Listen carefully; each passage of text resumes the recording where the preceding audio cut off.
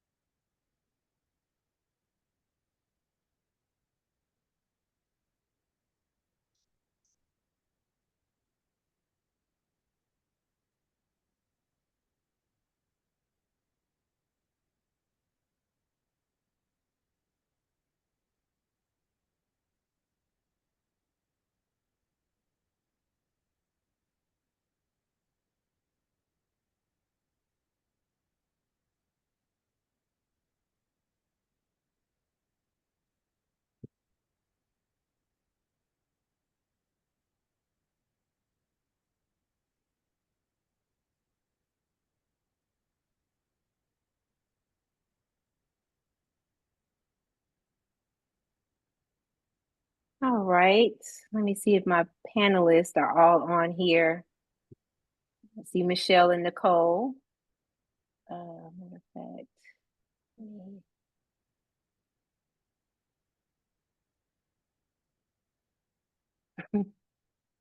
hi, Tiffany. Hi. We're trying to pin you all on here.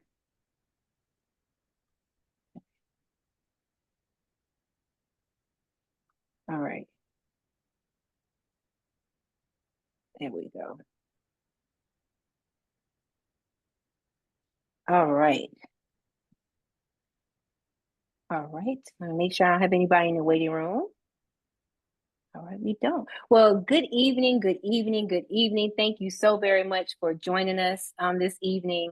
Welcome to our webinar, From Application to Offer, Mastering the Job Search Process. My name is Ayesha Doyle.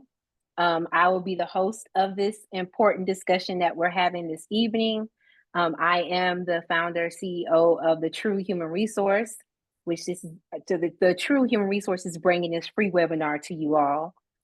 So again, thank you so much for taking time out of your evening to come and hear our phenomenal panelists. And I'm really excited for you all to get and glean information from them and be able to ask them questions as well.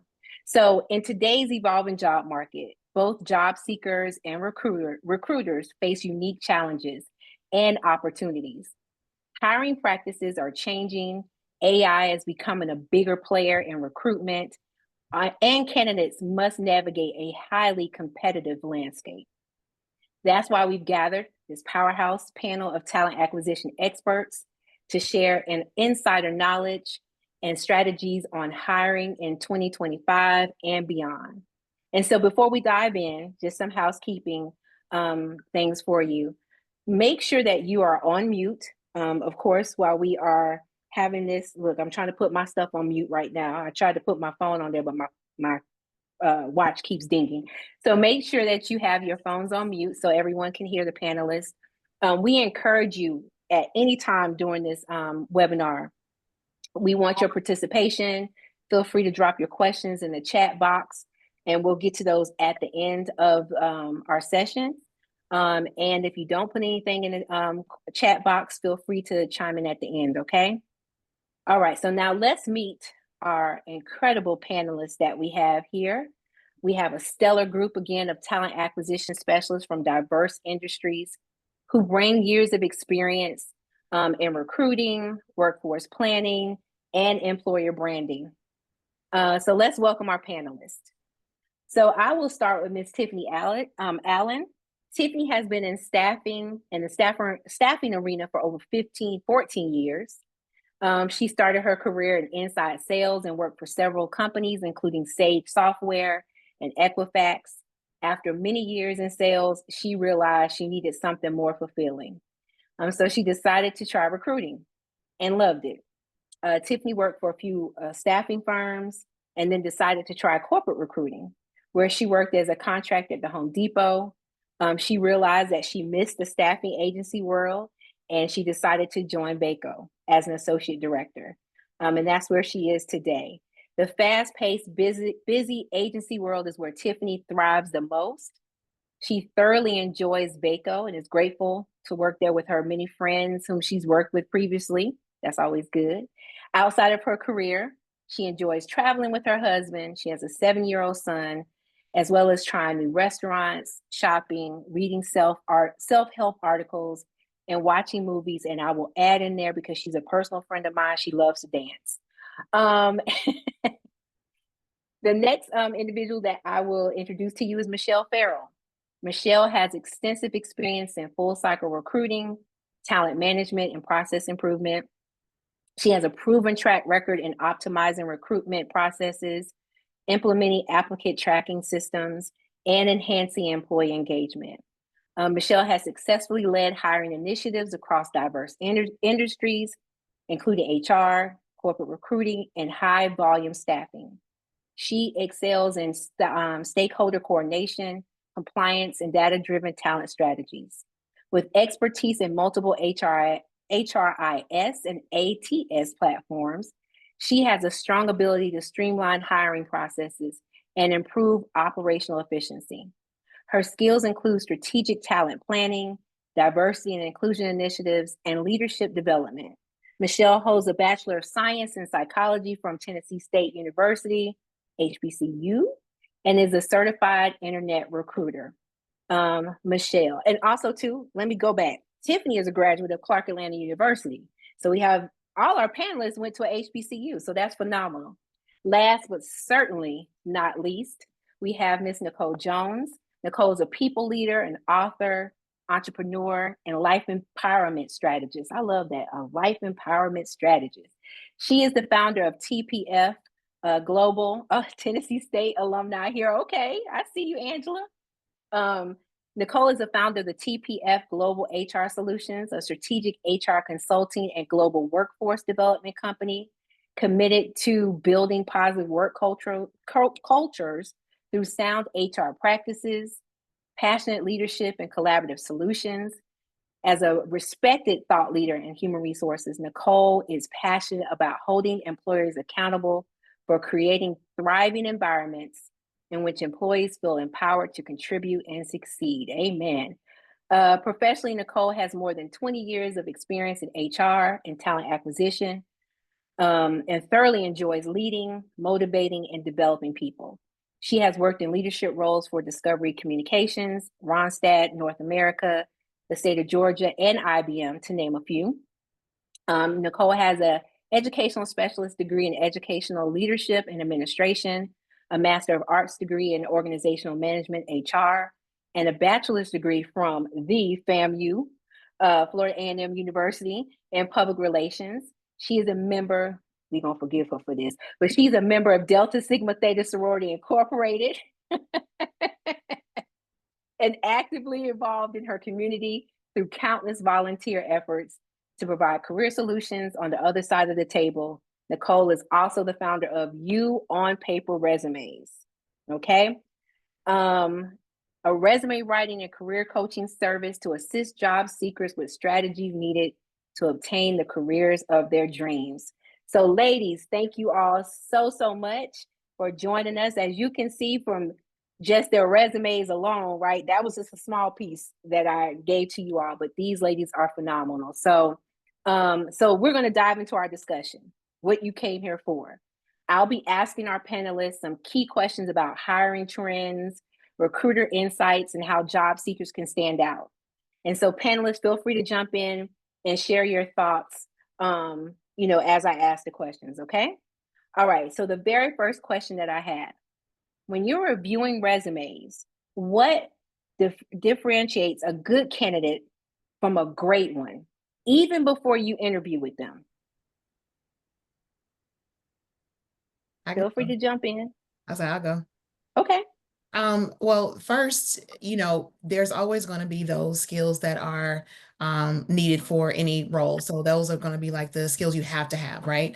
But then what's going to make them stand out is going to be those preferred skills, those things that they've done on their resume, and it could be not necessarily done on their resume, but it could be certain certifications they may hold, okay, it's preferred to have this, or if this person is bilingual, it's preferred bilingual, but they don't have to be bilingual. They're always going to stand out more. So if any of those preferred skills would be one. Two, you always want to look at resumes when people talk about their accomplishments versus just listing jobs. So I can tell you all day what I did on my job, and it may be relevant to what the job is entailing and whatnot, but also I want to know what you accomplished and how you went about accomplishing it. And in that resume, in that job summary, we'd like to see things like that. So I would say those things would really stand out for me that makes this person good over great, because good would just be meeting, but of course great is exceeding. So anything that you can do to exceed, I think would be what would make someone stand out for me. Phenomenal. Great answer. Tiffany, Nicole, do you all want to add anything? Okay. Yeah. Go ahead, Nicole. Okay. What stands out for me is my ability to visualize that person from paper in about 7 seconds. We get so many resumes, right? And we on the other side of the table know exactly what we're looking for. So we don't have to have a life story on 3 to 5 pages, because we know exactly, it's been programmed in our mind. We've had several conversations with the hiring manager. We wrote the job descriptions ourselves.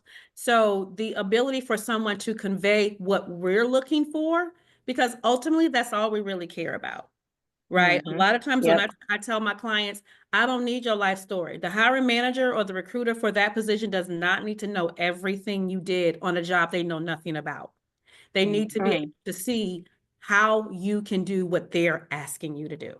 So if you can convey that, where a recruiter can visualize this is the candidate, that's what makes you stand out. Yes, excellent. I love the fact, because I've told people that as well, because I've worked in recruiting, talent acquisition, and I've tried to tell people that, like, recruiters are not going to spend even 5 minutes, to be honest with you, if they're looking at ATS system, that has 500. They have 500 resumes for one position. And so when they're looking in that system, like you said, they're trying to like pick out the ones that they feel are a good fit in that moment, and then they go back. So great advice. So Tiffany? Yeah, just to piggyback off that, as well as what Nicole said. So with staffing firms, and just if you're applying on your own too, but staffing firms, we're very client-driven market, right? It's what our client wants. So we're looking at the first 2 jobs on your resume that's listed there, right? You want to make sure that those 2 roles have the bullet points directly related to that job.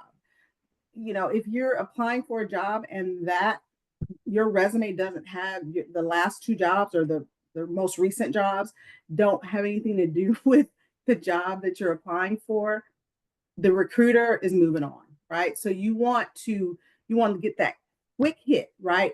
The what are you doing now, or what did you do in your last role? Those bullet points are going to have to stand out and match that job. And then the other thing is job stability. That's really key. You have It's best if you've been in that role for at least 2 or more years. Some of my hiring managers don't care, but most of them do. The job stability is key. At least 2 to 3 years or more is great, but at least 2 years. So a lot of times we get people who are hopping around from job to job. We're a client-driven market. Our hiring managers will come to us and they will say, I don't want anybody hopping. So be careful when you're moving from job to job. Try to stay in that job at least 2 years, as long as you're not being abused mentally or emotionally. Try to stick it out. Try to stay in it. Yes.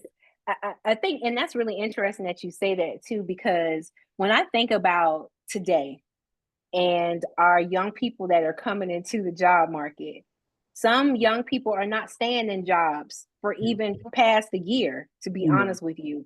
And I think sometimes too, in that space, is also educating our hiring managers as well about that too, because they may be really good.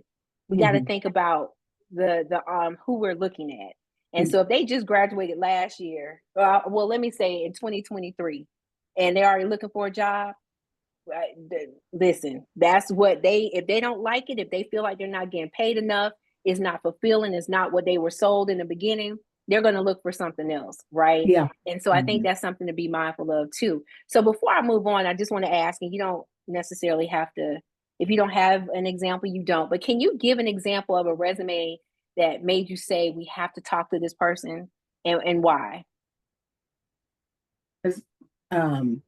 So, and it just depends on the type of job I'm recruiting on, but I kind of go back to that, right? I kind of go back to how long they've been in their role. Again, millennials and folks who are a little younger, it's different, but again, what's in the actual resume, what stands out that relates directly to what I'm looking for. That's to me what stands out. So anybody else can answer that, but it's got to be spot on. And again, in so little time looking through resumes, if it's at the top starting out and it just slaps me in the face, oh my God, this person has exactly what I want based upon those bullet points, that's who's going to really stand a go. Okay, good. All right, so we'll move forward. Thank you, ladies, for your answers for that question. So job seekers are often told to tailor their resume for every role. I know everyone's heard that, right? So what does that mean from your perspective as someone who's worked in talent acquisition when it comes to tailoring your resume for every role? Is that true? What are your thoughts on that? Definitely share. I'll jump in first. So I get this question all the time because when someone comes to me and they want a resume written or they want me to help them, let's say personal brand, right, for interviewing, and I'll look at the resume and I'm like, this is what's killing you. This is why you're not getting any interviews, because you know how the kids used to have, what are those, when they would see certain shoes? What is this? It's like, what is this? You have to be able to tell a story about yourself and that professional summary. Again, I think that we just don't tell our students in college, right, when they're going through professional development and they're going to those career centers, they're not realistic from our perspective. And they never let us come in to talk to them like, this is not real. What they're telling you is not real, because what they've taught you to write is not going to get you a job anywhere. It's just not. So a lot of times I have to tell people, you have to, if you're giving me everything that you've ever done, and then you take the job description, does this match? Does it match? Then they'll say, have you even read it? Have you Okay, read the did you job just see the description? But title and just apply? candidates love to talk about how great they are. And I'm not minimizing anyone. I want you to feel that you're great. I want you to have that confidence, but how is your greatness going to translate to what you were telling someone you can do? Mm, If you are I don't know, if you were accounts receivable and you're now applying for a client sales rep and your whole resume speaks to accounts receivable, why would the person interviewing hire you as a client sales rep? It has nothing to do with your SAT scores or how smart you were and how quickly you can pivot. I got to be able to see that you can pivot yep, because I don't know you. The recruiter doesn't know you. absolutely. I think that's what candidates miss. We don't know you. Hmm. You have So to we're be not able to. going to guess. We're not going to You guess don't and have hope. to because it's 400 of you for this one job. Yep, You don't have to. That's the importance of tailoring.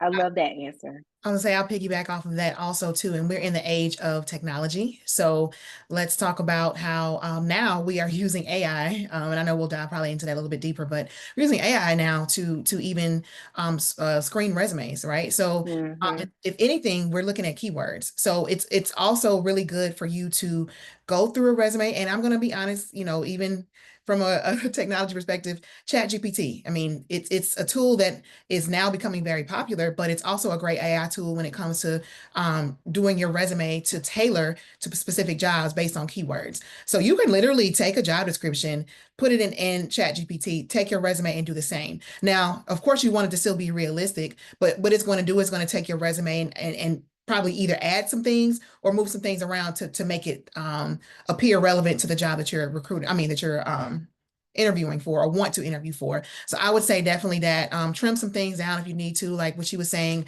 earlier in regards to like the length. Like we don't need a lengthy novel of a story on your resume. We want to get to the point. So definitely those things, condensing it. But the keywords and condensing it are two major things because we don't want to read all of that. But some of those keywords are going to jump out and pull your resume out. Because if it's a ATS that's advanced enough to where it's going to only pull those resumes that are relevant, sometimes your resume may not even be seen by a recruiter. So it's really good for you to start looking at those keywords and putting those in there as well. Love it. Yep. And with you saying that, because I was unemployed for 8 months last year, and there were jobs I applied to, and I'm like, I know that I was a good fit. But to your point, I know a lot of these companies now are using AI, and it will spit it right out. Like you said, if you don't necessarily have exactly what they want in their job description and system. So great. Thank you, ladies. So what's one thing candidates think helps their application, but in reality, it actually hurts them? Like, is it the lengthy, objective buzzwords, overly designed resumes? Yeah, and let's talk about that too, right? Like, what about if people have their pictures on their resumes? Like you said, just, what's that? Yeah, the buzzword. Yeah. So you all Yeah, speak to that. definitely. The pictures, don't put your pictures on your resume. I personally think it's not a good idea because if you Mhm. want someone to weed you out by thinking they don't like your picture, then don't do that. So Mhm. definitely don't put pictures on Can there. you play this? Not putting certifications that have nothing to do with the job Mm. you're applying to. People put real estate agent, people put some type of certification that has nothing to do with the job. Take that Mm. out. You got to spend the time. Your resume is not a one size fits all. Okay. So you got to take that stuff out for each job. If you're applying for a role that is requiring that certification, leave it on there. But you don't want to put all this stuff on there that's not related to the position. And then certainly not last, but certainly not least is years of experience. So if the job says 0 to 3 years or 0 to 5 years or 5 or more years, you don't want to send a resume with 20 plus years, right? You want to kind of shorten it, 10 years max. For some people shorten their resume less than 10 years. It depends on what the job says. So you just want to be careful because you don't want to give the recruiter or hiring manager a reason to weed you out. Great advice. Great advice. I got Anybody else want to add anything? I was going to say, when you started talking about those buzzwords, I can't tell you how many resumes I've seen with team player, results Mm. driven.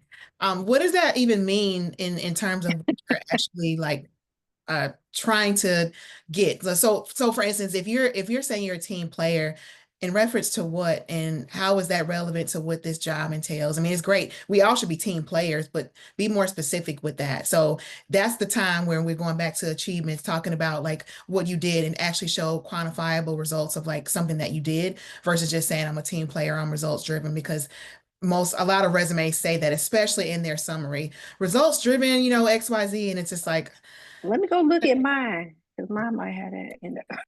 a bad thing, but I'm just saying those are just those words that that are No, over it's true. on Yeah. resumes for sure. And I just want to, I'm sorry, I know I talk, but I want to piggyback off of that because those are all soft skills, right? They're soft skills. Soft skills aren't going to get you really in the door. Hard Mhm. skills are going to get you in the door. Yep. What you did in that role, what data? Can you give us data? Did you accomplish 90% of your goal or Yep. things Prove like track that? record of like what you actually did. Like be able to say that as opposed to just saying results. Mhm. Yeah. Did you make them company some money? Yeah. Yeah. Okay, so Mhm. yes, Nicole. Mhm. Yeah, I want to just add when you talked about how the resume looks, the graphics. Tiffany touched on the picture, always you don't need a picture because you don't want someone, like she said, to weed you out. But we never talk enough about the lines and borders on a resume. When you have the objective or professional summary, then you have a line. And then you have your skills and you have a line. So an ATS does not know what a line is. So that's typically how they teach you in college, how to divide that. And then you will apply to an applicant tracking system and you don't hear anything back. That's because they didn't even know you applied. The ATS cannot recognize that line versus a character, so it doesn't know what it is, so it kicks it out. Your resume ends in a black hole and you never even knew it. And a lot of times I'll recognize this when candidates come to me and they say, oh, I didn't get anything. I didn't even get the automatic generated position. And that is because they didn't even know that you applied. You just were in a black hole. And that's something that we never even tell candidates. We don't talk about. Most resume people that Yeah. apply don't know that. But you go into Mhm. the black hole of resumes, they don't even know you applied. That is great information. I think I have a line on my resume, but that is like great. I mean, but those are like small things that we don't think of. Like I've never thought about that. And here is I'm in HR, right? But I've never thought about that. So that's great tidbits and advice that you all gave. Before we move on, I do want to address this question because it's relevant to what we're talking about now. So, how long should your resume be if you are at the executive/senior level? That's a great question. No more than 10 Anyone? years. No more than 10 years. Okay, so So you may I have 25 years of experience. They don't need to know that until I get there. And if it's your resume is to get you to the interview table. Mhm. You can tell them what is relevant in the interview to get the job, but no more than 10 years because you don't want to age yourself out. 2 pages. that's the other thing. Please talk about that because I remember Mhm. when someone told me that, and I was like, wow. I was even told don't put the year you graduated from You undergrad. don't need to put the years of Yeah, school. Don't put the year. yeah, because it ages you. So Yeah. that's really, yeah. Please, yeah, tell You them. don't need to put the years of Yeah. the school. You don't need to go No. back. You only 10 years. And if you can't, then I always get, well, I can't put everything. Who said you needed to put everything? They asked you for what they Mhm. asked you for. You don't need to put your whole life story. It's not a memoir. It is to get you Yeah. to the interview table. Yes. That's it. And Darcel, she said 10 pages, right, Nicole? At least 10 pages. No 10? more than 10 pages. No more. Oh, 10. Yeah, Oh, that's two. Two, I'm I'm like, sorry. man. 10 years. Ooh, I'm sorry. See, yeah, 10 years. Yeah. I'm giving y'all And 2. and you can actually have more than 2 pages. That's kind of, back in the day they said shorten it. If it's a few pages, 3 or 4, that's fine. But you don't want to go over 4. But yeah, Yeah. 10 years is good. I was gonna also mention, make sure your resume mirrors your LinkedIn profile. A lot of these hiring managers are going to LinkedIn to see Mhm. you on there and to see if you know somebody who knows somebody who worked with Yep. you. And if they see that your LinkedIn profile doesn't even match your resume, and they're like, well, wait a minute, this dates are wrong. This is wrong. That's scary for them. So make sure Yeah. you mirror that. Okay. And now a lot of companies are asking you when you apply for your LinkedIn, Mhm. what you call it, URL or Profile. whatever Yep. profile. Yes, They which I'm do. like, why you need to know that? But they are starting to ask that. So okay, so Joya and Lisa. So Lisa, you're raising your hand. I'll get to you, Joya. Your question, Lisa. Hi. Along with the only putting relevant experience 10 years out, what if you are, as the poster said, in a senior position, like I'm an attorney and I have practiced law for over 20 years, but I work for the government and I'm trying to return back to private practice?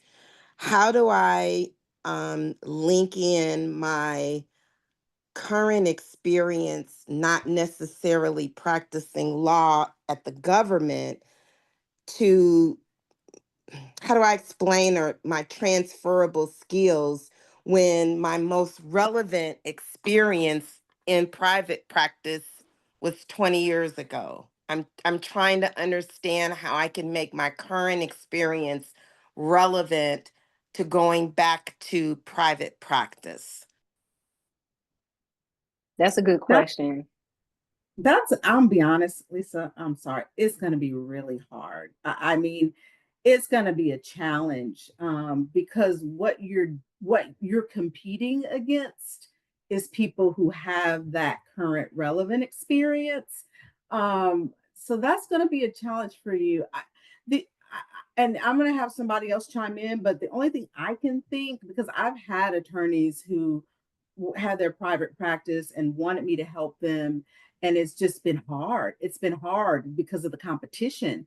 The only thing I would think that you're gonna have to do a lot more networking, and I'm sure you've already done this, but that's gonna probably be your shoe in, is lots of heavy networking, consistent, and it's gonna be tough, but yeah, like I said, if someone else has some suggestions for, but that's a tough sell. I appreciate that. Thank you. And I have been networking. So Okay, thank you. I you're think welcome. I think, Lisa, it depends on the type of roles you're applying for. So, if you are coming, I don't know what you did in the government, but you said it was 20 years, but you can kind of look for leadership roles where some of the things that you have accomplished would translate to a leadership role of the industry that you're trying to go into. But I won't say that it's impossible, but there's a savviness that you probably need to get with someone to kind of go over the jobs that you're applying for, go over some of those skills that we can pull out from what you've done. Yes. Because it's really different from writing a government resume that wants your whole life story and your birth certificate. Yes. Exactly. Yep. Yes. And so it's hard to just put all of that, kind of Mhm. condense that to what we actually look for in corporate and the professional sector. It doesn't require all that, but it Yes. just depends. We'll have information I would be willing to just talk with you and look at what you're trying to do, because I have done a few resumes from government to private. And it was a lot of work, but we did it. It can be done. And then combining that with the networking, because you're going to have to reintroduce yourself to other sectors. I Mhm. got you. Thank you And for I, that information. and if I could add something too really quickly, and Tiffany and Nicole and Michelle, correct me if I'm wrong, right? So even from the corporate space, I've seen a lot of times our compliance officers have a legal background, right? Our employment attorney, of course, anything around the Employee legal part, relations, employee relations, Mhm. exactly. So Lisa, think about those kind of roles as well, where you can Education. still use, yes, where you And can my still use, background is in employment, and that's what I okay, see, currently do now, labor and yep, employment, and that's what my oh law yeah, degree specialized in. So you can that might be, yeah, look at companies that outsource workers' compensation, yes, right? So yep. that's who would Okay. they need you. Mm-hmm. Okay. Yep. Thank Mhm. you. Look I at like appreciate that. look at a Matrix, right? That's one of the Mhm. companies, like Mhm. Matrix, travel. Oh gosh, how come I can't? hire right. They may need you to write policies. Those companies that Mhm. we as HR professionals go Yes. outsource certain things in employee relations and workers comp to other companies. So that you look at Mhm. those companies that you Yep. can lend your legal skills to, because they need, Mhm. I can't go in and give them some of the things to build their policies, but you could. I Yep. got you. And Lisa, you may be able to come over here on the dark side in HR. Um, seriously, with that experience, right? So just like Nicole and Timmy, like think outside. Yeah, think Okay. outside the box with that. Okay. Okay. Thank you. Thank Great, you. great, great Appreciate that. question. To also You're just welcome. really quick too, and just say Mhm. that I have seen some roles like compliance roles or anything related to HR, kind of what we do, that require JD. And Mhm. like, Yes. what? Yes. That X's me out. So that, there's still room for definitely people that are in the legal field to transition over to that. That's a pretty easy transition, I would think. Mhm. Yeah, because I've been a part of companies, like you said, Michelle, where the person who was over that particular like employee relations compliance, they had a JD. So great question, Lisa. And of course, maybe look at those things. And when we put our information in the chat, please keep in touch with us, all of you all. Okay, so Joya, can you share an example of a really good resume? Yes, that was my question. And the reason why I asked is because I have the resume with the lines. And I would like to Not by know, yourself. I would like to know, just for the panel, if you all have an example that you could share, if not now, maybe even later, that you can send out. So you can just walk us through and show us how we should format our resume. And that I can definitely, like, if you all, Michelle, Tiffany, and Nicole, if you want to provide me an example of that, I can definitely email that out to the group for you to be able to have that as a reference. It would have to be, yeah. Oh, go ahead. Go ahead, Michelle. I was gonna say I can send you some. I have quite a few. Okay, Great. thank you. Sure. And I have a whole All right. ebook, Joya, that I'll send out. Well, everyone can have it. Excellent. Yeah. So Thank you. Including me? Yeah. Include us? No. And I'm sorry, I have one more question, and that is, Mhm. I've been with the same company for it'll be 25 years in July, and for me to update my resume would be taking out 25 years of experience, over 25 years of experiences Mm. and roles. So how do I do that without leaving gaps? Can I take this one? I would love. Mhm. Okay. Okay. Okay, because I have an example of that. So, one of my previous roles, I worked with a lady, and I'll be honest, she was older. She probably was pushing 60. I would have never known it because she definitely didn't give that, but she was pushing 60. And she was kind of at the point where she worked at Verizon for about 20, 25 years. Okay. And she'd done everything you could think of within Verizon. She was kind of in sales, and she just kind of worked her way through and, just had several roles. But then she was just burnout because working in retail, she worked in, where they work weekends. She was always on call. She had that type of demanding schedule, and she was just tired of it. So she came to the company that she and I worked together, and she was an executive assistant. And you're thinking like, how did that? But she actually had some relevant experience. That's how she ended up coming on with the company. And the company was smaller. Okay. So fast forward, she and I both had left the company, but when she left, her biggest deal was she didn't like where we were. Neither did I. But she wanted to stick it out because she's from that generation. Like I got to stay here regardless of if I'm happy or not. I'm not that type of person, but that's what she was on. Plus, she was like, I'm already close to retirement. But I'm like, you complain every day. This is not a good environment. I don't care how old you are. You shouldn't be somewhere where you're not happy. I will always preach that. However, she also was thinking about the stability and things like that. So fast forward, I did her resume.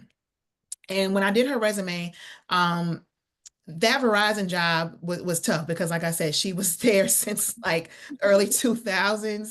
Yeah. And obviously, we're not going to put every single job description of every single role because she probably moved every 2 to 3 years in that job, right? But how I did it was, for one, we also want to condense the resume because, again, talking about the pages, we don't need 6, 7, because if she would have put all of those on there, it probably would have been like 10 pages.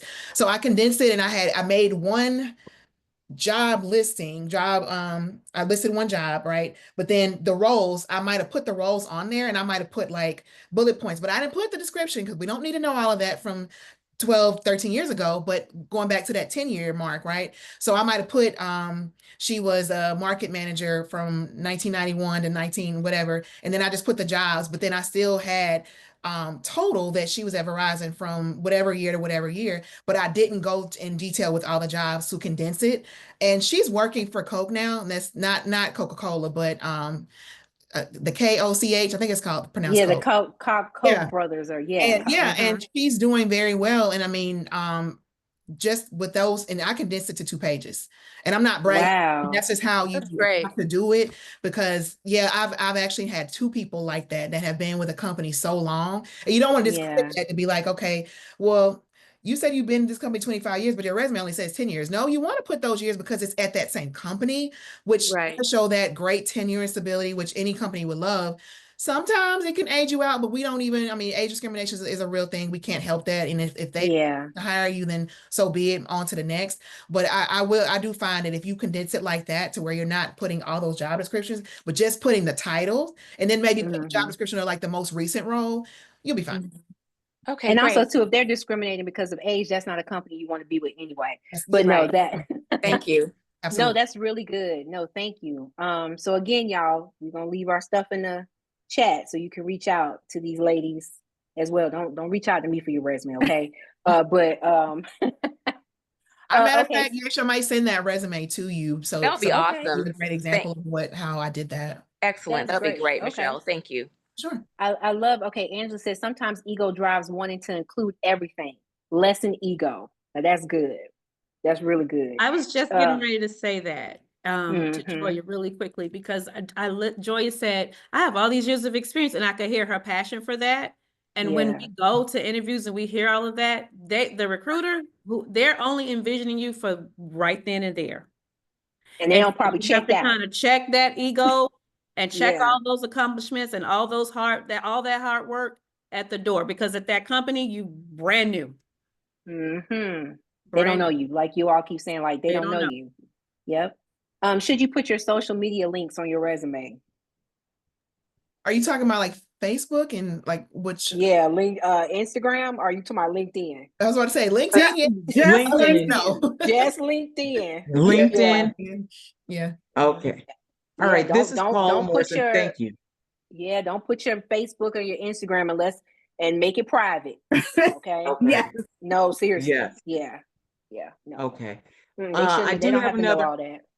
Right. I do have another favorite ask. Michelle, you said that you would share that resume where you condensed all the years with the woman had with Verizon. Yeah. Because I have a lot of years with the government, the city, and I need to condense them. There were a variety of different roles, but it's adding length to the resume. So if you could share that as well. Mm-hmm. Yep. Yep. I'll send it out when Michelle shares that. I'll send it out to the group. Okay. Thank Because I you. have everybody's email address, and I'll send whatever we talk about tonight that these ladies said they will share. I will send that out to you all. I promise. Okay. Thank you. I'm loving this conversation. Thank you. Good. Yeah. I was like, yeah, this is a real good topic. Would a CV help? Oh no, as an addendum to your job application, just a thought. I'm an attorney as well. Okay, so that was Darcel referring to Lisa. Would a CV help her as an addendum to her job application?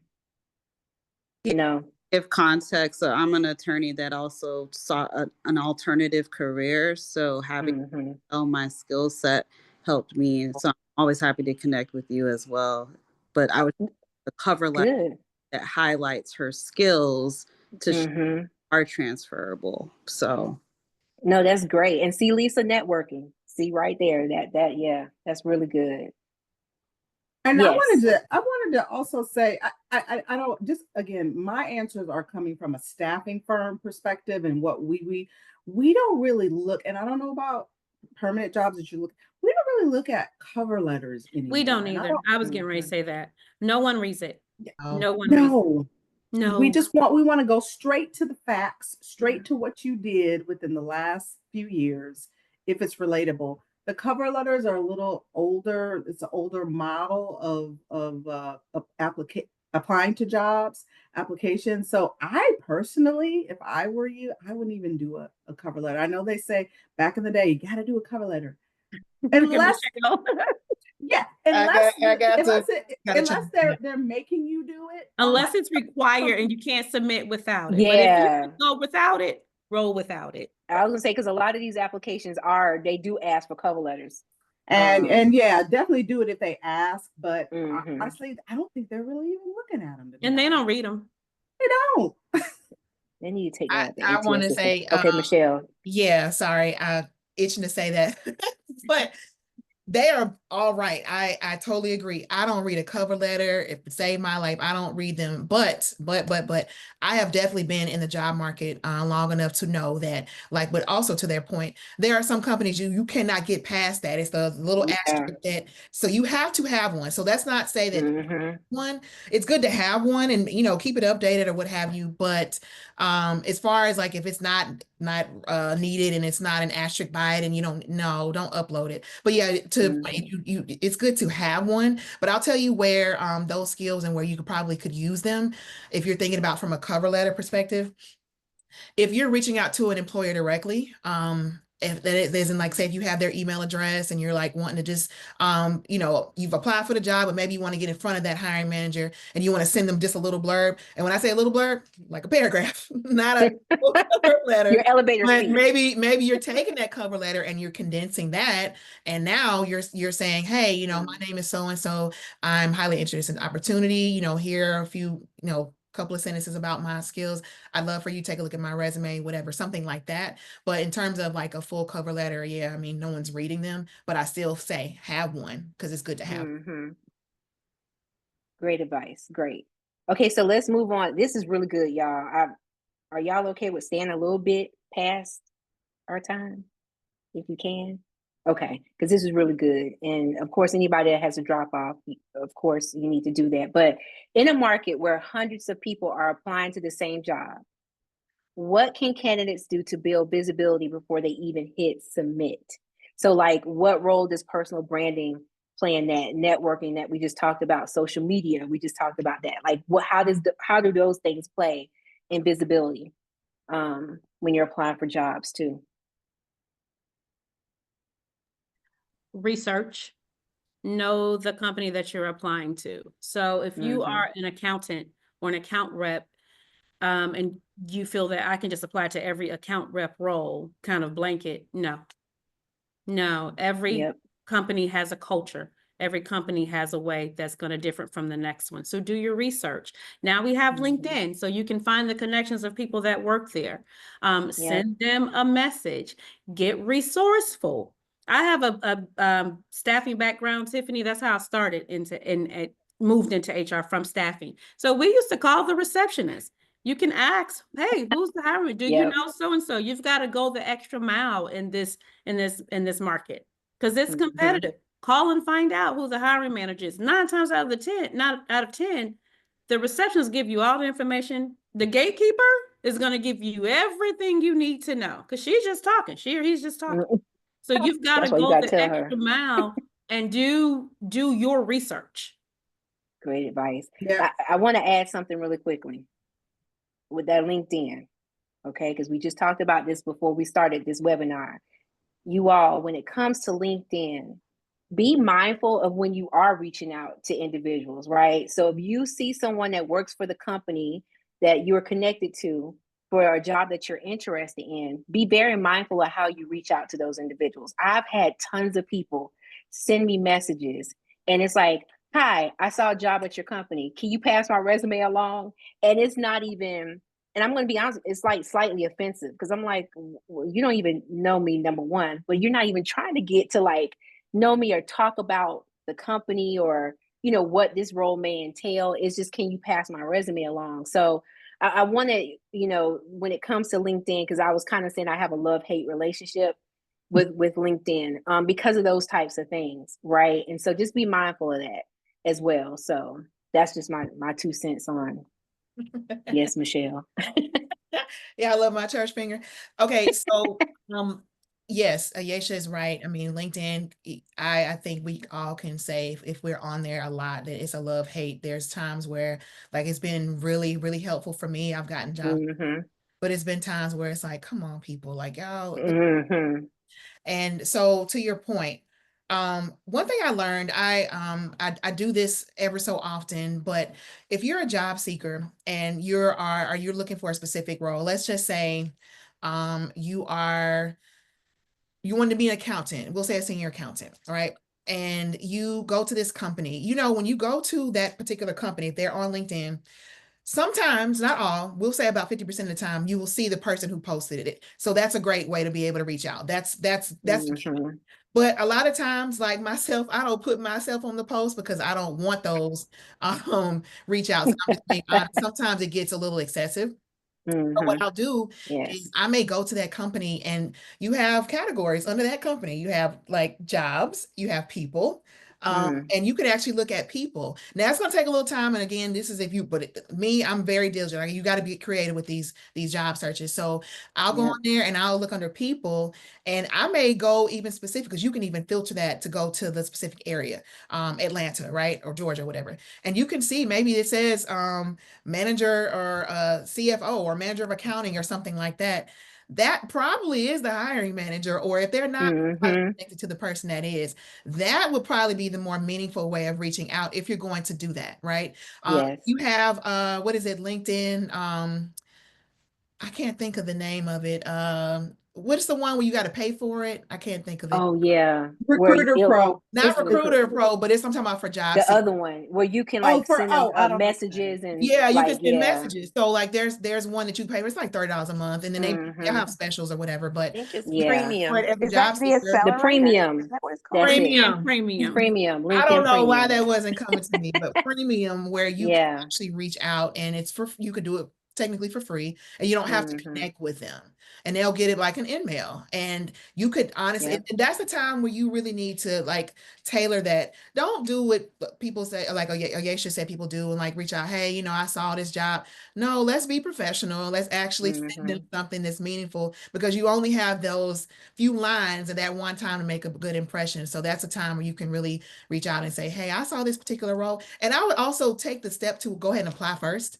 So then Yes. they're going to tell you to apply. Oh, no, I've already done that. So now I'm here with you because I'm trying to get my Yeah. resume in front of you. And I was hoping that maybe when you're looking at applications, you could pull mine as well. And here's why, or whatever. And maybe you can send your resume also. But those are just things I think that go to extra mile, because you do sometimes have to make yourself memorable, because you might have a Mm-hmm. million views. I mean, that's like, I'm just using an Yeah. example, but how many accountants do we know? What else can you say or do that make yourself stand out to be just that little more interesting to that hiring manager? So that's just something I would recommend as Where well. they want to speak For with me, you. it's definitely working. No, that's great. I mean, when I say phenomenal advice. And I want to move on because the next question is really good, but I want to say this too regarding LinkedIn. I am someone, if I go into LinkedIn and every time I log into LinkedIn and you're on there all day and you reaching out to me for a job, I'm like, well, when you doing your job? Okay, because you posting all day. Like seriously, so when you talk about, you know, branding, right, and stuff like that, that's something that for me, I pay attention to that because I'm like, well, when are you doing your job? Like you on here posting all day. So, for me being Darcy, but no, like if you're a recruiter, of course, a recruiter might be on LinkedIn because they're looking for candidates, right? So when I was a recruiter, yes, I was on there a lot.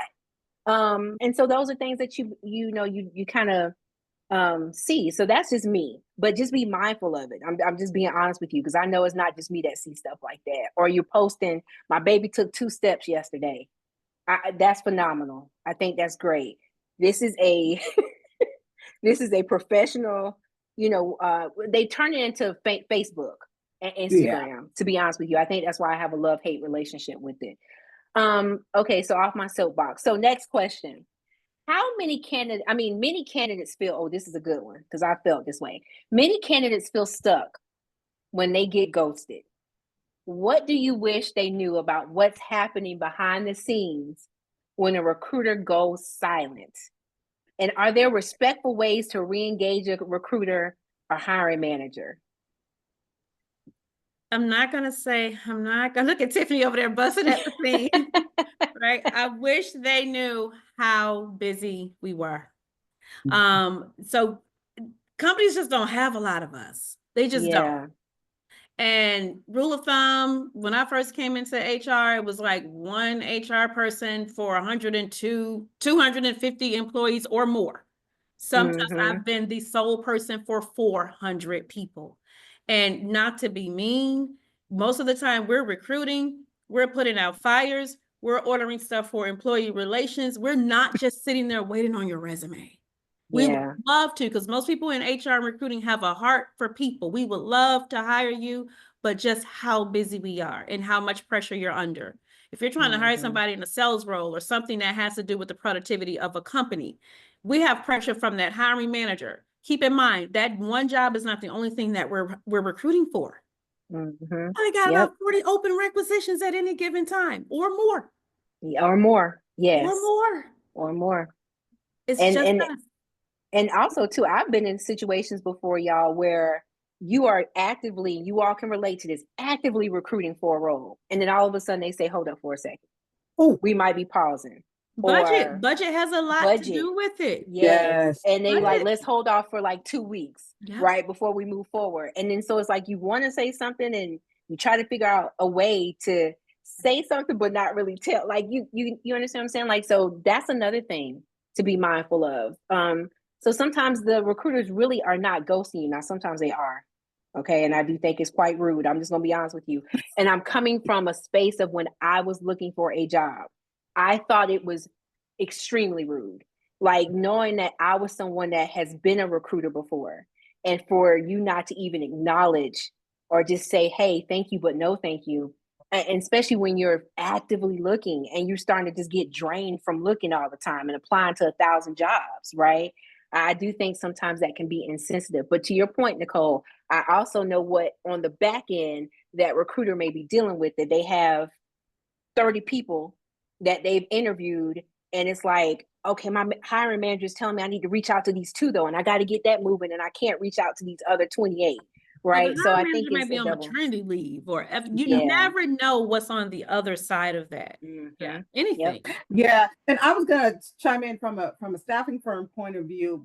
We've got, we meet so many people, and we have other firms who are also working that same job. So sometimes that job is filled by another firm and we don't know it, but it's just sitting there. Right. And so I always tell my people, and because my husband's looking for a job right now, so he's like, I don't like your kind. And I'm like, what? You're kind? What you guys don't ever get back to me. You don't ever respond. I'm like, I had to break it down to him, like, don't take it personal.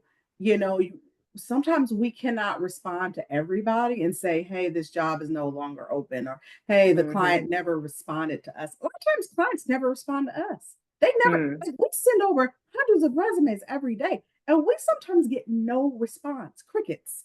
And so we sometimes, if we respond to everybody and say, I don't have anything back, I don't have a response back, our whole day could be gone responding to all of the people that we interviewed that we have no feedback on. So we got to kind of prioritize our day. But I tell everybody, if you have not heard from me, email me. I always respond to emails. I'll say, hey, I'm sorry, I didn't hear back. I'm sorry, I'll keep looking. I'll reach out to you. But sometimes I can't just automatically send you a message and say, hey, I haven't heard back, because I'm going. And I'm never going to ignore an email that you send me. So I would suggest, if you haven't heard back from a recruiter from a staffing firm, email them. Hopefully they're good people and they'll respond like I do. But if they don't respond, don't take it personal. Let me tell you when they're going to respond. When that hiring manager says, I want to interview Michelle, I want to interview Nicole. Oh, they're going to call you immediately, because they want to get you the job. They want the firm to get the job, all of that. So I know it hurts. I know it doesn't feel it does.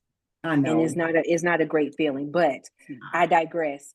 Rhonda has a question, and then I'll get to Joya's, because that actually, Joya, was my next question I was going to ask about salaries.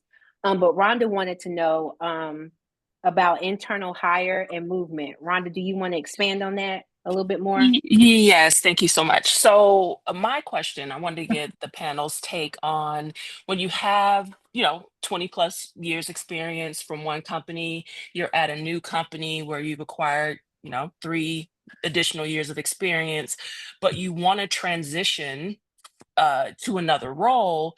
However, you may not have all of that experience for that role. You have that solid foundation, but how do you position yourself best for an internal hire when maybe you're branching into a new area of the business or some skills you haven't necessarily acquired?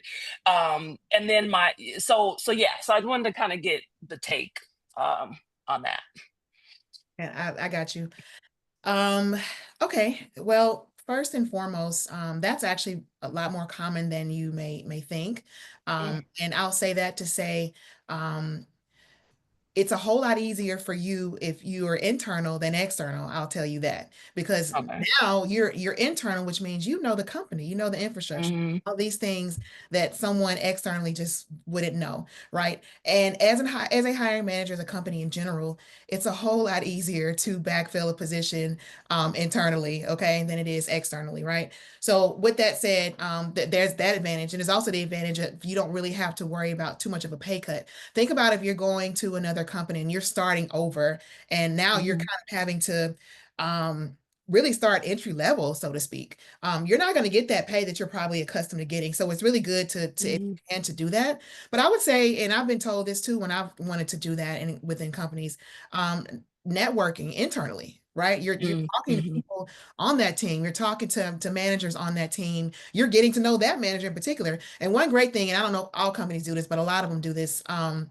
Any company I've worked at, we still always give consideration to internal candidates, even if they're not qualified, just because we want to create a good employee / candidate experience, which means that they're going to talk to you regardless. Even if it's just a quick phone call to say, hey, we appreciate that you applied and yada, yada, yada. But then sometimes you will get that full interview. And then if you do get that interview, which we hope that you would, that's when you can start talking about those transferable skills, going back to what we mentioned earlier, because you're going to have to lean on that more than anything else because you don't have that actual experience. So what can you do, or what can you bring to that role to where now you as an entry level person is a better fit than someone that's got years of experience doing that. So it's just a way that you need to sell yourself, but also the networking piece of it is going to be really big for you, because at that point, you are now building relationships internally, and now they know you, they know your face and know your name, and hopefully they'll give you that consideration. So that would be my advice. Great advice. Great.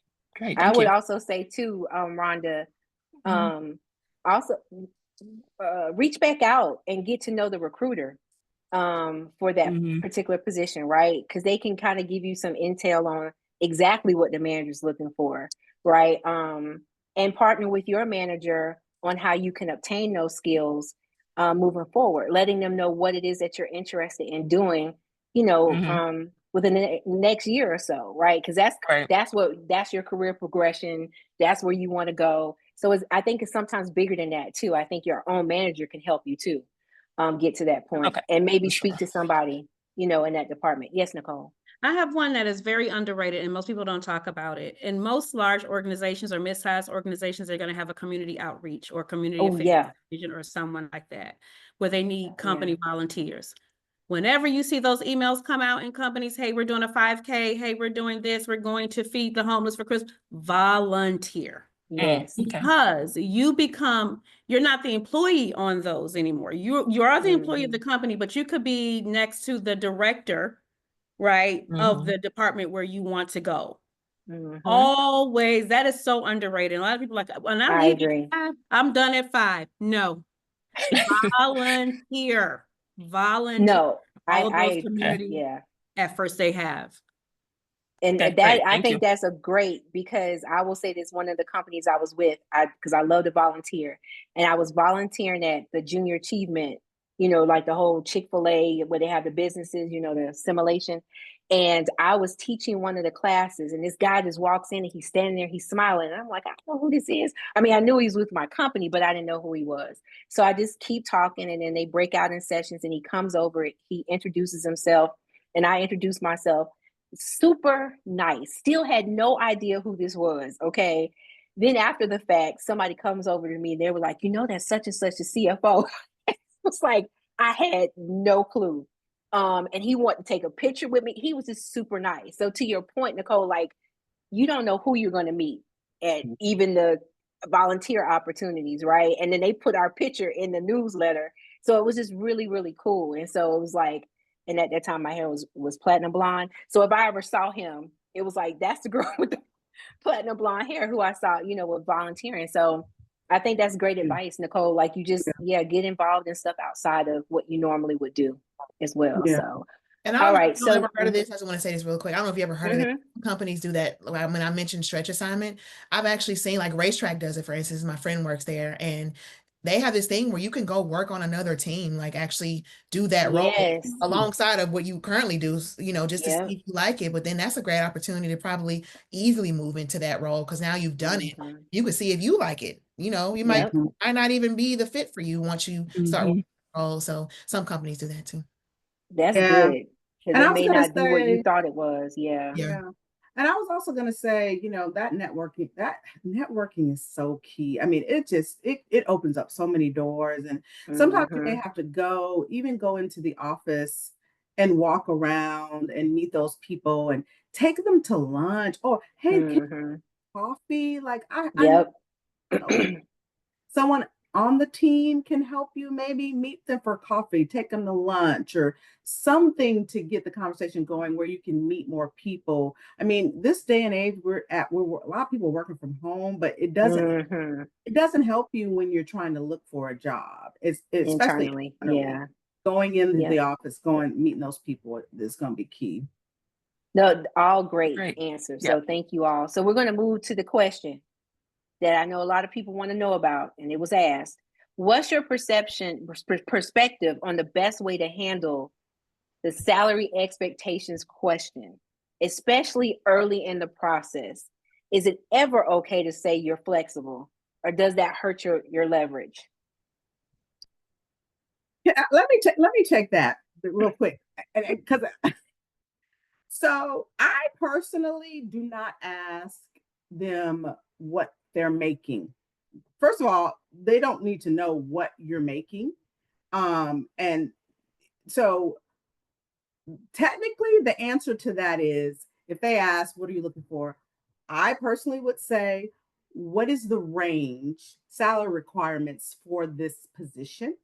And they'll give you a number. And then you can ask, what is it?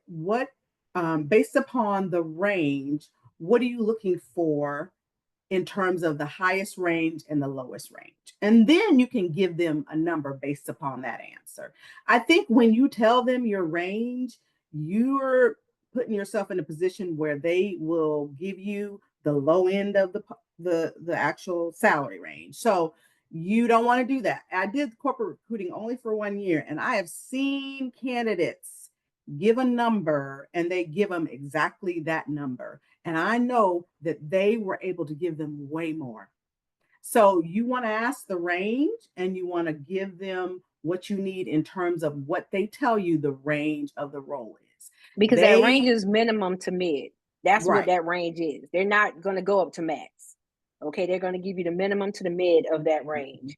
So Tiffany is correct. If you say the minimum, that's what they're going to give you. They're not going to go even above that by a penny.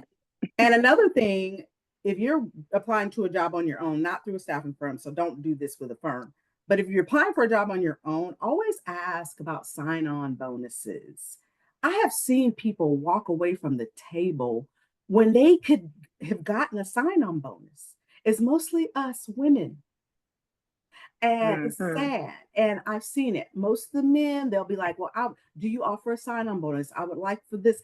And when I worked in corporate recruiting for that year, I've seen it. They will give them that sign-on bonus. Now, some Mhm. companies won't, depends on how big they are. The bigger the company, the more they'll probably give you a sign-on bonus. And then also the second thing, I know I'm taking up a lot of time, counter, if you're doing your own, looking for your own job, it's okay to counter the offer. I personally think it just, hey, sound excited. Hey, I love this opportunity. Thank you for offering me this. I would like to go up to another amount, right? Worst case, they say no, but always try to counter. So that's my Personal. I did that. To your point, the job I have now, of course, I needed a job, but I also was very interested. And the salary they came back with, to your point, I was like, thank you so much. I'm really excited. But what you just said, and they actually came back, not exactly where I wanted, but they came back a couple thousand more. So you are absolutely correct. And I think it you have to build up that courage. And that's the other thing I was going to ask. Like, what would you all say to someone who's like afraid that negotiating might make them seem ungrateful or cost them the offer? Because it took me a lot to even do that, because I was like, ooh, I I think don't want to lose the job. I think Tiffany touched on it. You're going to be grateful for the job, but I am of the rule of thumb that you counter the first offer, because I know we go in with the lowest number. I know that, right? Mm-hmm. So I tell my clients, my career coaching clients, go counter, because they've already expressed that they want you as a candidate, Yes. particularly if Yep. it's a hard to fill role. Oh, yes. They didn't have another Absolutely. you. They really didn't. They didn't have another you. So counter, always counter the first offer, even if you get $3,000 to $5,000 more, because we have it. We are just Mm-hmm. trained and told to go in with the lowest offer possible. Yep. Yeah. Yep. And you Counter. as I was gonna say, and you as a candidate, only you know what you need. Only you know what's going to make you happy and is going to support your livelihood. Obviously, Mm-hmm. if you're working currently, of course, you probably wanting an increase. You don't really want anything lateral. Most people don't, but if you do, maybe it's a better opportunity or better company, what have you. But you know what you need, and I always say stand firm on that. Like Mm-hmm. I mean, I think it's a hard question for some people because they do feel like, oh, I don't know if I say too much or is that going to rule me out? If you say too much, it's not the job for you. Like that's just what it is, and you have to be able to be okay with walking away from that. Now, if you're not working, I understand you need something. Maybe you've been out of work a long time, but at the end of the day, I really feel like you need to go ahead and say what it is that you want. And me as a recruiter, when I have that conversation initially, I'm very candid about that, and I'll also say like, hey, if this is here's where we are, does this meet your whatever? And if they say no, then okay, great, we've already had this initial conversation. I don't need to pull you through this process because now we're wasting each other's time. So it's very good to just have those conversations up front. I've actually had an interview where the hiring manager actually told me in the beginning. So we got that out the way. So like, and that particular time, I was like, nah, it's not going to work. And we didn't even talk. So, I just feel like that's one of those things that you just really want to be as honest as possible and don't feel like it's going to just X you out of the process. You'd be surprised. People might be like, well, this is what it pays. And then somebody will come back and be like, oh, well, they were just aiming high, but they really are cool with 80, but then you don't really know that. And I'm not saying that you shouldn't, because to her point, to Nicole's point, like go ahead and counter if you can, get as much as you can. But sometimes people will come with these crazy numbers and you're like, all right, so Yes. you want 120, and I'll tell you the job, the high end of this is 90. And they're like, oh, okay. You're like, okay, you just try to see. Well, I see what you were doing, but it's not gonna work. Yep. If you want to take it or leave it, and we'll keep going. So, it's good to get those out of the way in the beginning, to my point, and then just knowing what you need for your livelihood. Don't shortchange yourself, because then you'll find yourself looking for another job or you'll go to the next highest paying job, and here you are now job hopping. So, Yep. And we Nope. don't Great. offer jobs to 5 people. So we don't have another person, right? We've not gone through all of this with you, sometimes 3, 4 interviews to have like another you. So it is okay to counter that first offer, because we really can't. If our range was, let's say, 80 to 90, we're going to offer you 82.5. Just telling you the truth. Yep. And so And you might spend get all that 87 time. out of us, right? Yeah. We'll play that game with you. We're not going to exceed 90, but I'm really going to come in about 83. And then you're going to say, I want to counter this. I want 87. We're going to get you to 85. That's where you want to be anyway, right? So counter. Yeah. And I will say And with to- staffing firms, again, when you're working with a firm, don't do it. Just tell the firm what you need. Yeah. Because they Yeah, don't do that's that. true. And we always have multiple candidates. So that's different. It's different. So just know that with the staffing firm. All right. So to try to close this out, I do have one or two more questions. So what do you think is one underrated skill that job seekers should highlight more often but don't? I'm gonna say, depending on the job, like more of the professional, either accounting, finance, even HR roles, systems implementation. That's a lot of companies want that, right? Have you done testing, configuration? Have you moved from Oracle to SAP? Have you been instrumental with implementing that or handled a major project with regards to that? Because that shows that you have initiative, you've the technical skills needed, that you were involved in some sort of implementation or project work. I think that is underrated, and people don't talk about that during the interview unless they're asked, and they don't typically put it on their resume. So I think that's what you definitely need to put on there if you're involved in something like that. Really good. Yep, that's good. Thank you. What is a piece of job search advice you used to give, but you no longer believe in that? Can any of you answer that? So basically, this is also showing like how recruiting practices may have evolved, right? And what advice might be outdated. Is there anything you could think of? Other than the resume being 2 pages, you don't need to have it just 2 or 1 page. Somebody I talked to, it was like, I thought my resume was supposed to be 1 page. That's outdated. It doesn't have to be 1 page. Yeah. I think they're telling them that though in college though. They're leaving those professional career centers and they're telling them 1 page. And it's like you can't. No. Yeah, you can't do that. It might be 1 page when you just graduated college. When you just graduate from college, I was just about to say that. Yeah. Maybe then, Yeah. but that's about it. But after that, 1 page, no. You're gonna be adding on. So okay, so let me ask you all this question. If you were job hunting today, you all, what would you do differently based on everything you've seen from the recruiter seat? Show how quickly I can pivot. Show how quickly I can pivot. And show how I want that recruiter to envision me doing the job they're recruiting for, not my history. Don't go in companies talking about, well, when I was here, repeatedly, like you were so, you know what, you love that job so much, stay there. Why? Right?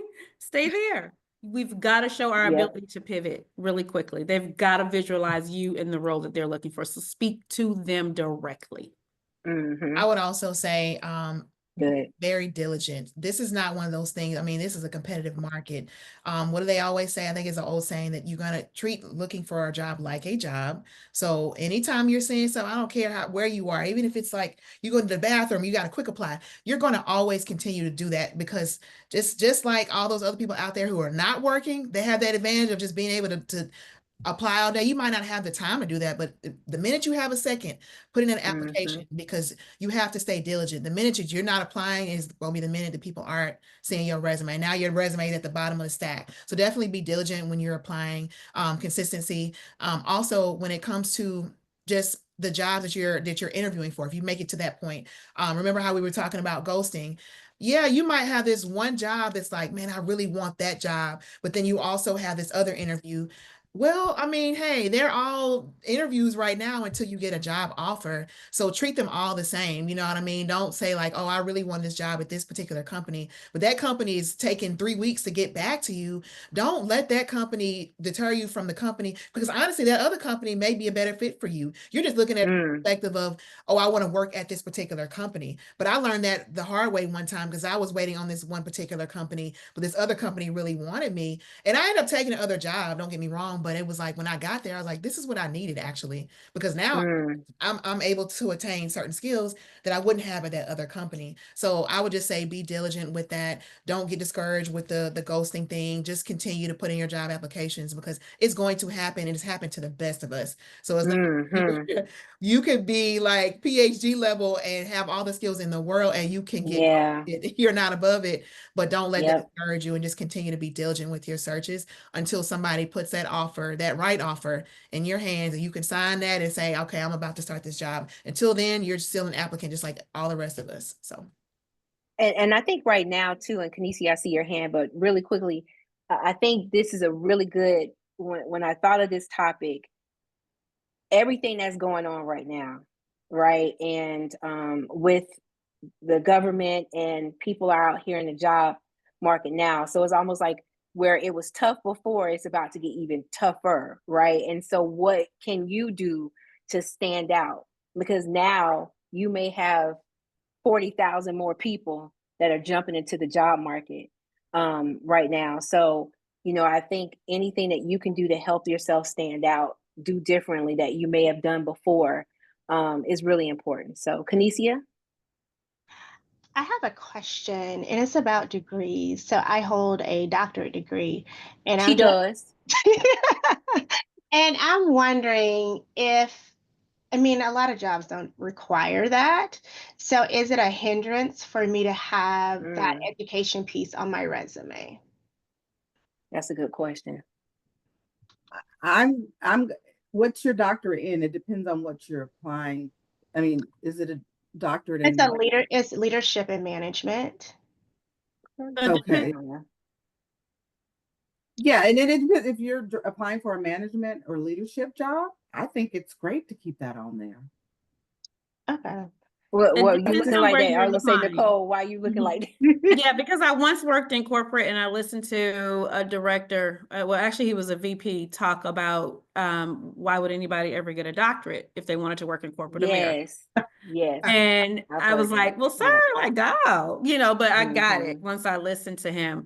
It's relevant. It just depends on the field you're applying to, Kanesia. It's relevant if you are applying to something in higher education or a corporate company that sells education or Mm. medical products. It's just that's one thing. Like we know because I have a staffing background and we see all these different roles, so we know how to navigate all these different things. But it's stuff that you all don't even think about that you can still Mm. have that corporate experience in companies that are relevant to fields where a doctorate is relevant, if that makes sense. yeah. Right. Okay. So just look at those fields where it would benefit your pedagogy would benefit. And that way, if it's just like a Bank of America or a Delta or someone like that, UPS, probably never.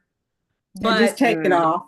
Just a take it off. Pearson Learning, absolutely. So it Yeah. just depends on where you're applying. And I had a follow-up question about that because I've seen in some job descriptions, they count each degree as years experience too. Mm. The only time I've seen that is in education. Yeah, Yeah, no, I've seen it I've with heard that corporate job because I've worked in corporate for many years and I've seen Mhm. some, but they're corporate where it's more learning and development. I have such a learning and development Mm. background, so So that I've makes seen that. sense. Yeah. Okay. Yeah. Yeah.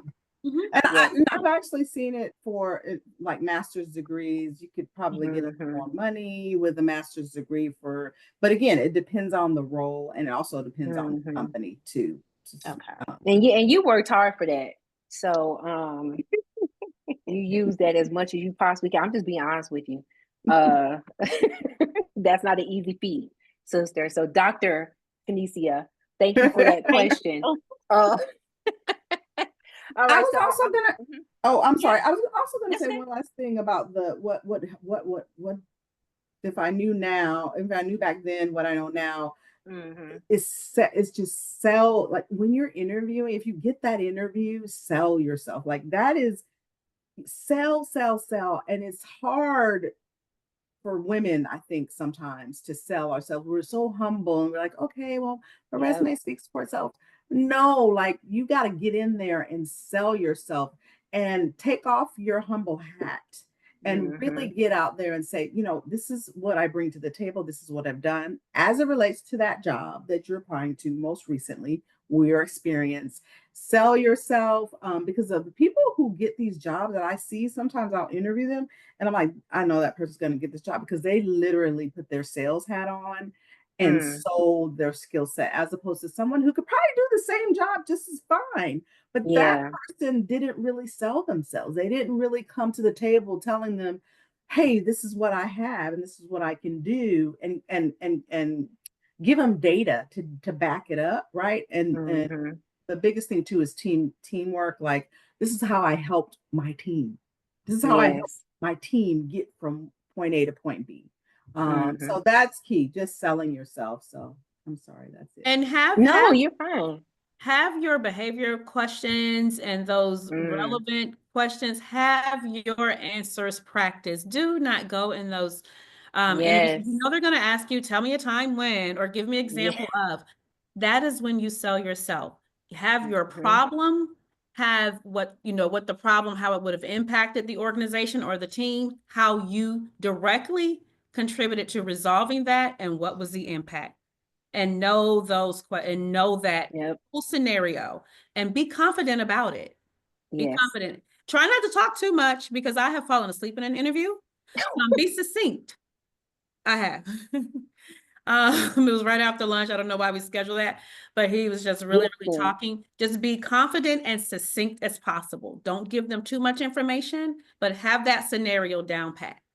when you start seeing the recruiter's eyes glaze over, that's when you know, just go ahead and let me hurry up and wrap this up. Because that's the truth. Like you said, I said this earlier.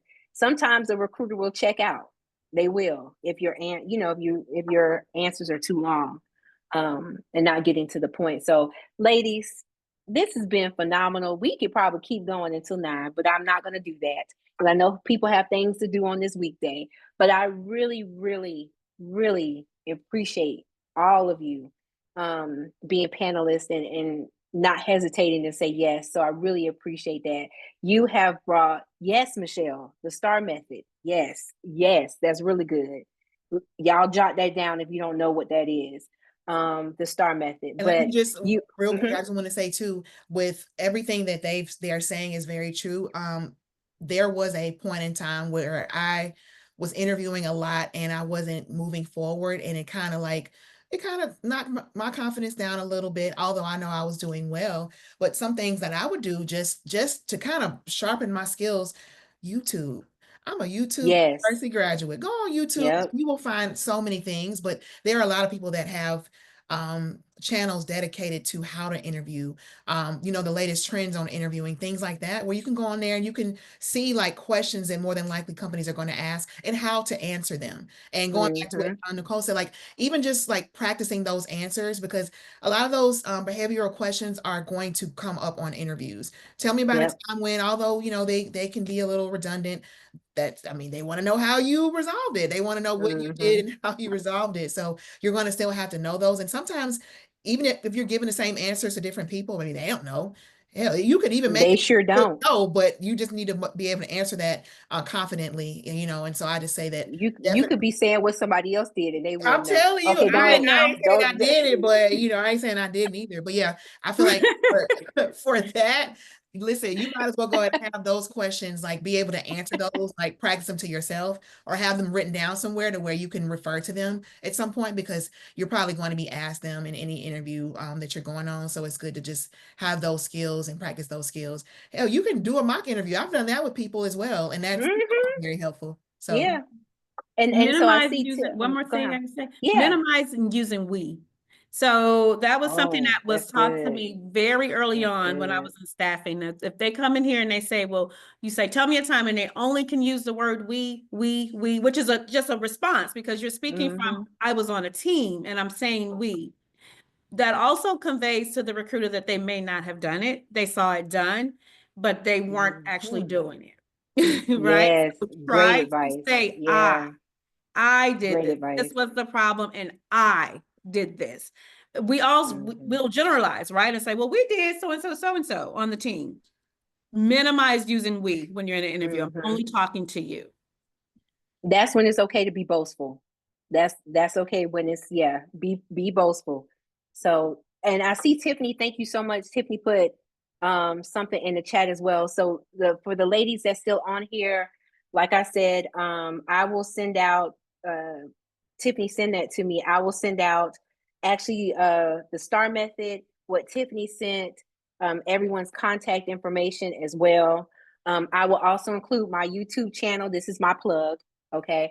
I will include my YouTube channel that also has other webinars that I've done too, so you can see those.